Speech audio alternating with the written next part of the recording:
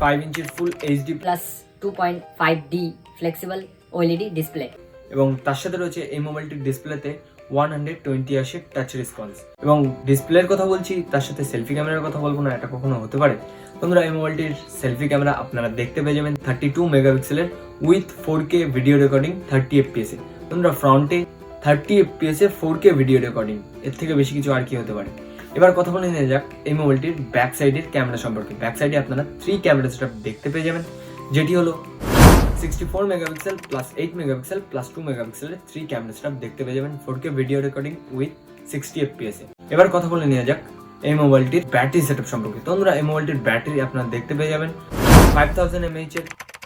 আরে কোথায় যাচ্ছেন? মোবাইলটির নামটা তো শুনে যান। তো বন্ধুরা, ওপো একটি নতুন মোবাইল বের করেছে, যেটি হলো Oppo F25 Pro 5G mobile. চলুন দেখা হচ্ছে নেক্সট ভিডিওতে।